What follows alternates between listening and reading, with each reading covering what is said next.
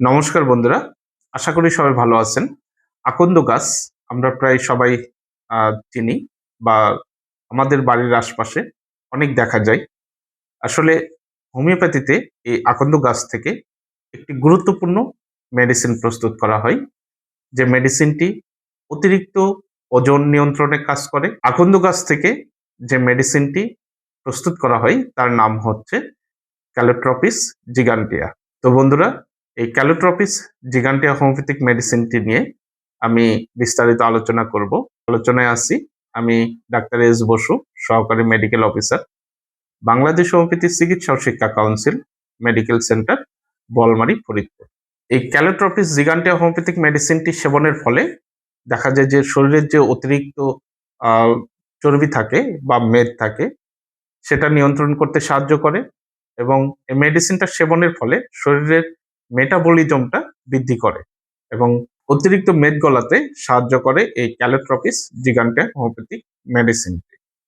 যাদের মাংসপেশি শিথিল হয়ে গেছে এবং যাদের মাংসপেশিটা ঝুলে গেছে তাদের ক্ষেত্রে এই ক্যালোট্রপিস জিগান্টিয়া হোমিওপ্যাথিক মেডিসিনটি সেবনের ফলে তাদের শরীরের যে ত্বকটা এটা টান করতে সাহায্য করে এবং অতিরিক্ত ওজনটাও নিয়ন্ত্রণ করতে সাহায্য করে। যাদের শারীরিক গঠন অনুযায়ী শরীরের অতিরিক্ত ওজন রয়েছে তাদের ক্ষেত্রেও খুব ভালো কাজ করে থাকে। দেখা যায় যে শরীরের উচ্চতা অনুযায়ী শরীরের ওজনটা অনেক বেশি, তাদের ক্ষেত্রেও এই ক্যালোট্রপিস জিগান্টিয়া হোমিওপ্যাথিক মেডিসিনটি খুব ভালো কাজ করে থাকে। যাদের দীর্ঘদিনের বাত ব্যথা রয়েছে এবং জয়েন্টগুলো ফুলে যায়, বিশেষ করে হাঁটু ফুলে গিয়ে থাকে এবং শরীরের বিভিন্ন জয়েন্টগুলো ফুলে গিয়ে থাকে, তাদের ক্ষেত্রেও এই ক্যালোট্রপিস জিগান্টিয়া হোমিওপ্যাথিক মেডিসিনটি খুব ভালো কাজ করে থাকে। এই মেডিসিনটা মূলত মাদার টিংচার সবচেয়ে বেশি কাজ করে থাকে।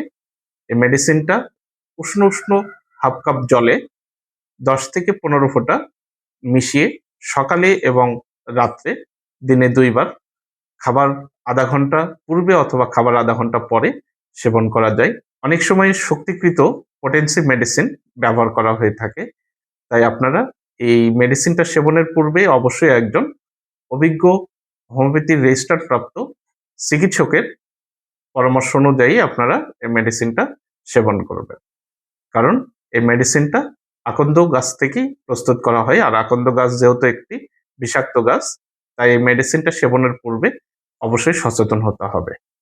আশা করি আজকের ভিডিওটা আপনার উপকারে আসবে। যদি আপনার কোনো মন্তব্য থাকে তাহলে কমেন্টসে লিখে যাবেন এবং এখনো পর্যন্ত যদি আপনি আমার চ্যানেলটাই নতুন হয়ে থাকেন তাহলে অবশ্যই চ্যানেলটা সাবস্ক্রাইব করে রাখবেন এবং পরবর্তী ভিডিও আপলোড করার সাথে সাথে আপনি যেন নোটিফিকেশন পান সেই জন্য অল নোটিফিকেশনটা অন করে রাখতে হবে। তো বন্ধুরা, আপনারা সবাই ভালো থাকুন, সুস্থ থাকুন। আপনাদের সুস্থতাই আমার একান্ত কাম্য এবং হোমিওপ্যাথি চিকিৎসা একটি বিজ্ঞানসম্মত চিকিৎসা এবং একটি পার্শ্ব প্রতিক্রিয়াহীন চিকিৎসা।